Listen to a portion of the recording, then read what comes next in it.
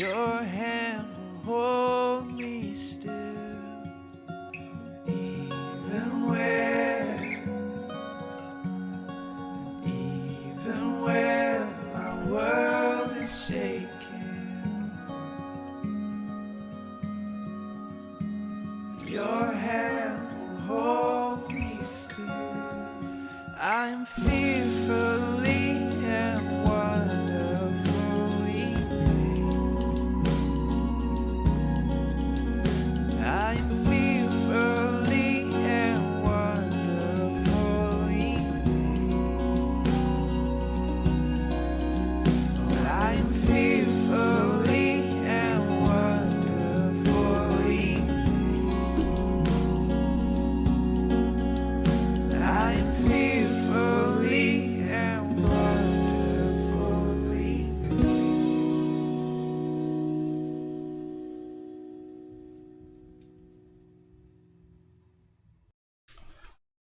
Oops. There we are. Well, hello, and welcome to Theology Chat for tonight. It is Tuesday, so it is time for some Theology Chat. What we do on Tuesday nights is we try and go back over Sunday morning message, take any terms that need to find and talk about them, take any theological concepts behind what Pastor Melissa was preaching on, kind of break them down a little bit, and answer any questions that come up from the sermon, or if there's any questions that you think of related to the sermon, you can put them in the comments, and I'll try to address them tonight. If not, I'll try to look them up, get back to you, or address it the next week on Tuesday night. On Sunday was Valentine's Day, and so Pastor Melissa and probably a lot of pastors, Sandy was telling me she looked at the Hagerstown Nazarene sermon, and Kevin was preaching on the same sort of stuff. So probably not the only ones talking about this, but Pastor Melissa preached on love and referred back to the different words that the Greeks used for love. Unfortunately, in English, and Pastor Melissa addressed this a little bit, unfortunately in English we just have the one word love. And unfortunately, because it's the same word to say I love pizza as I love my wife. It's not the same thing. I love my kids and I love camping. They're not the same thing. The Greeks, they had a whole bunch of different words to describe different types of love, and that was kind of what Pastor Melissa was talking about. We talked about probably half of them on Sunday, and we're going to hit the other, the rest on next Sunday. Half? Maybe half. I didn't do the math. Sorry. Anyway, she focused primarily on three of the words from Greek when she was preaching on Sunday. The first one we're going to touch on, and this is going to be kind of just a little bit of review, was the word storge or storge. That's the Greek on the top there. If you can read Greek, good job. If not, welcome to the club. Storge is a familial love.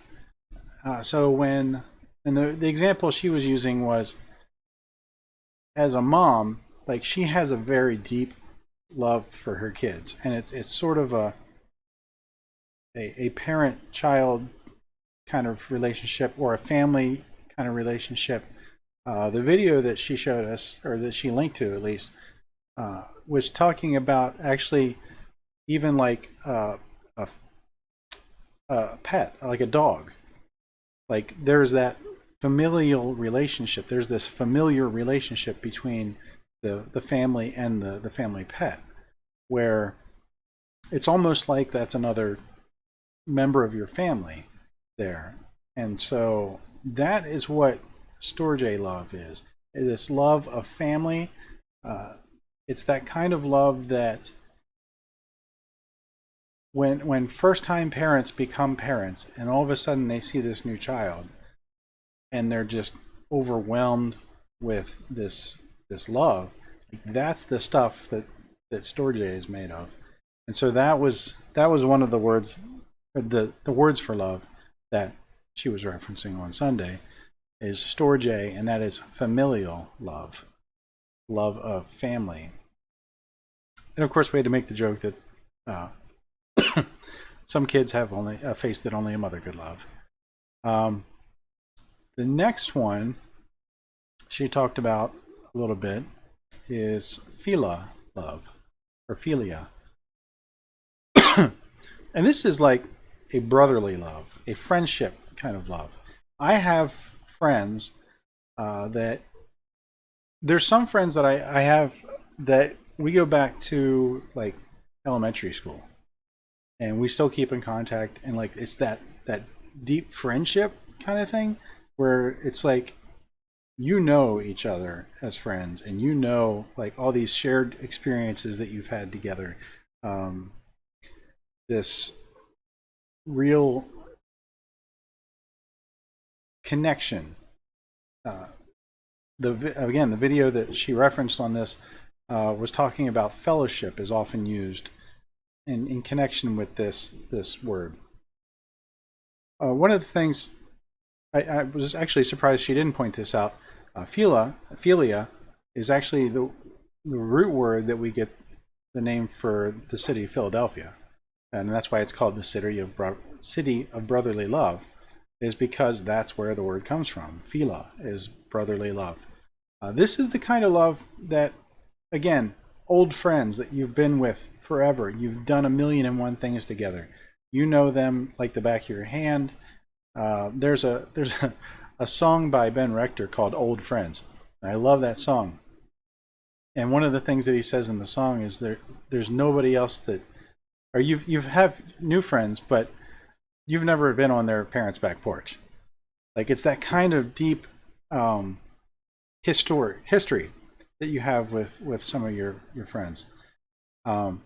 There's also, I wanted to point out, the kind of brotherly love that you have from working together and doing being a part of a shared cause. You think about the connections that soldiers make with each other when they're in battle, and that kind of brotherhood sort of thing.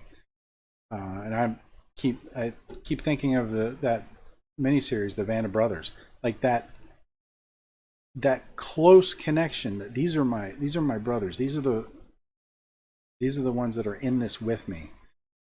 That kind of love is what that's talking about.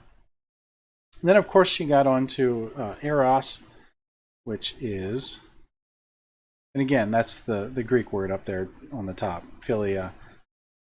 And if you can read the Greek letters, good job. Not?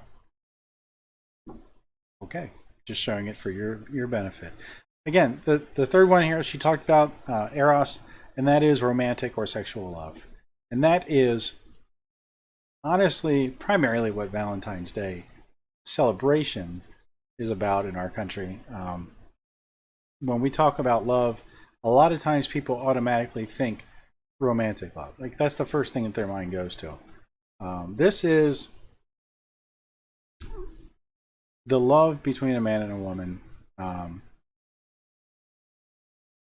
I think back like when I was in high school, and Sandy, there's this story of like I was in all county band, and so I was in practice all day, and Sandy was in our biology class, and she got these gummy worms for me because they'd been given out in class, and she saved some for me. Well, she gave them to me later, and I was like, oh yeah, this is like the woman for me. Like brings me gummy worms. But it's that Melissa was talking on Sunday about that love at first sight sort of thing, or just that connection that you have with someone where it's like, yeah, there's a spark here. That kind of relationship, that kind of love, obviously that is different from a familial love. or that is different from the kind of friendship love or brotherly love that you have for your close friends. So that's a completely different type of love. But again, in our country, it seems like when we talk about love, like that's the first thing that people's minds go to. And so Valentine's Day always becomes about eros. In fact, a lot of our culture tends to focus on eros. She talked about, in addition to just sort of explaining and describing the Greek words, she talked a little bit about some of the problems that are inherent in these different types of love. Because with all good things, God creates things good, but then we as human beings, we have this tendency to twist and corrupt things to make them suit us instead of what they were originally intended for. And so she was talking about some of the different ways that these loves can be corrupted and used in ways that really weren't meant to be that. The one that quickly comes to mind is talking about storge, familial love.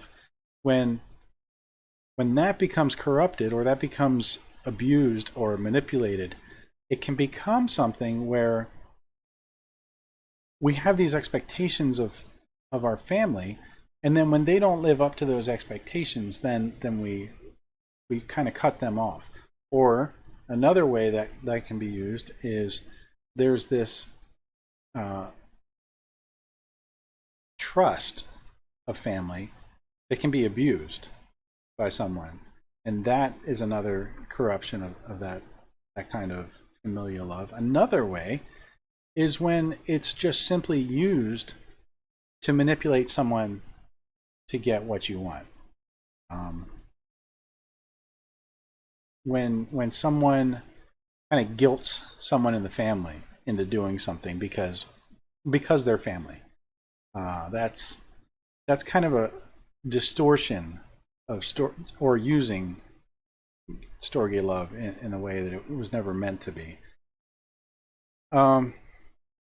Similar kind of stuff can happen with philia love. There's all kinds of stuff that I don't feel like going into, frankly, tonight, with how eros can be distorted and used and abused. But she talked about that. Some of that stuff that can be corruptions of the good thing that God created. They become problems because we are people, we are a human beings, I should say, are wired to be loved. We are created to be loved. But we're created to be loved in the ways that God intended. And so when these corruptions kind of happen, we can kind of latch onto that. All right. And then they wind up becoming cycles. And so people latch onto this corrupted version of eros, and then it becomes a cycle where they keep going back to that and keep going back to that and keep going back to that, but it's not really satisfying. The problem, one of the things with these cycles of corrupted love is if we latch onto something, we tend to repeat what we've had modeled for us. Okay?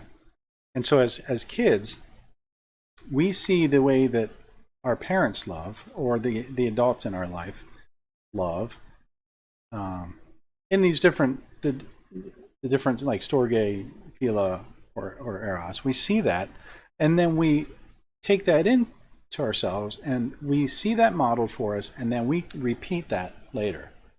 Okay, we have the ability to break that, but most often our default mode is to kind of copy that unless we intentionally do something about it. So we can take that and just continue that cycle in our life. We are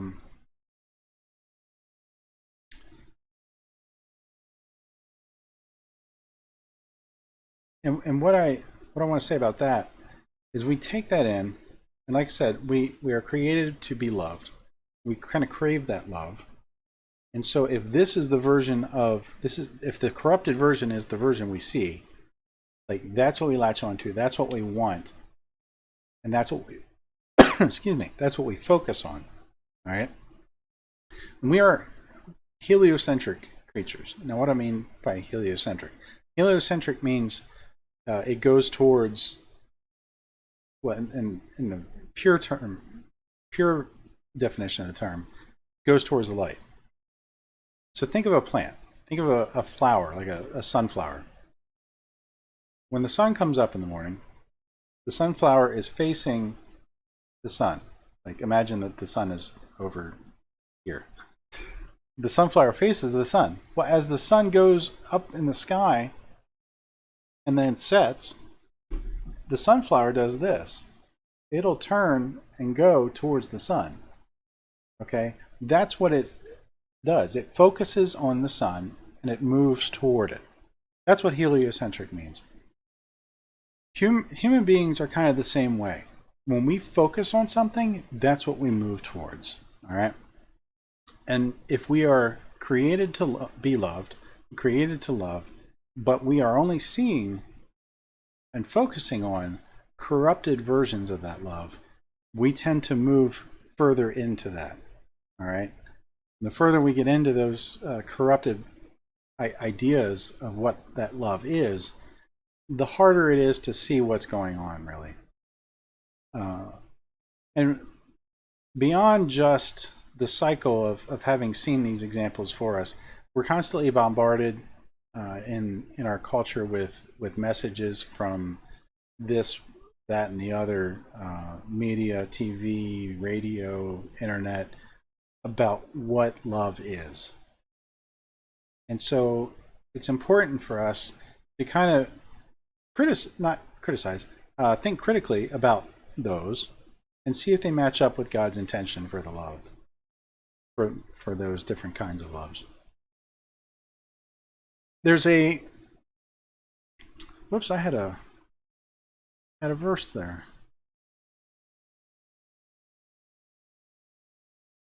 Oh well. Yeah.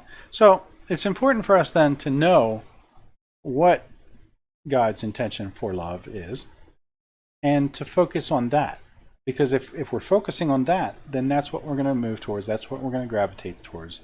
And so I want to pull up this verse from Philippians. It says, "Finally, brothers and sisters, whatever is true, whatever is noble, whatever is right, whatever is pure, whatever is lovely, whatever is admirable, if anything is excellent or praiseworthy, think about such things."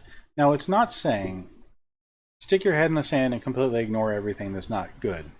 That's not what it's saying. But what it is saying is, if you're going to focus on something, focus on things that are worth focusing on. Focus on what's admirable. Focus on what is beautiful, what is praiseworthy.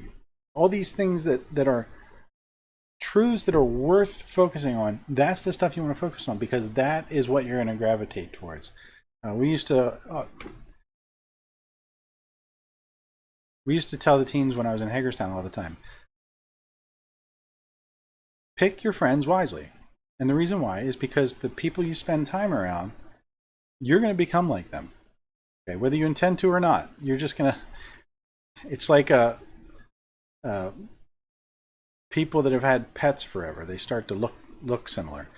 The people you hang around, you start to rub off on one another, and if you're picking up traits from the other people, you want to be picking up good traits. It's kind of the same thing.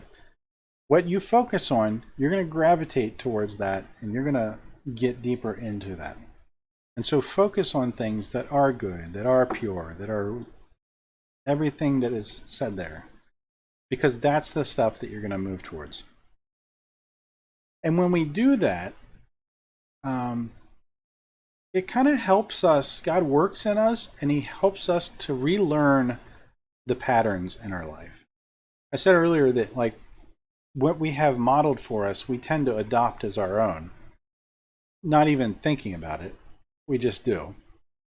But when we do this, it helps us relearn those patterns. And instead of just continuing a cycle that might be a broken one, we can relearn a new pattern. We can start a new cycle of good things, a new cycle of modeling a godly view of what these loves are supposed to be, and modeling that for the people around us, and if we have children, modeling that for our kids, so that when they grow up, that's what they adopt instead of the broken stuff and the corrupted versions of these loves that they might see otherwise. So when we focus on that, we can relearn new patterns that are more of what God had intended for us.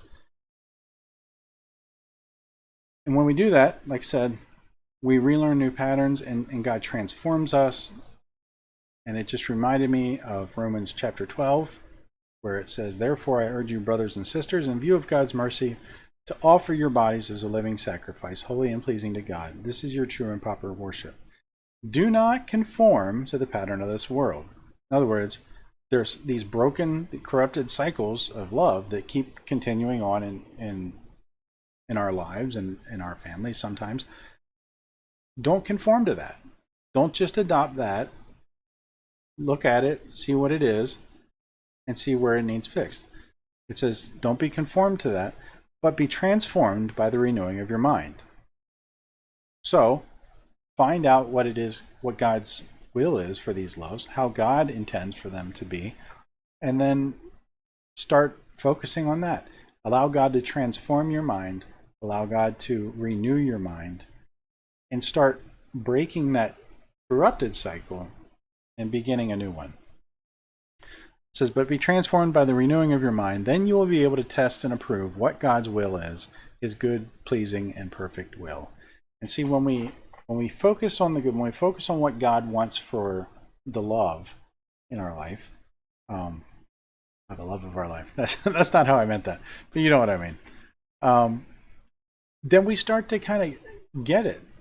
Like God gives us this insight, and we understand a little better what his love is meant to be, what the love that he's given us is meant to be, this good thing that he created.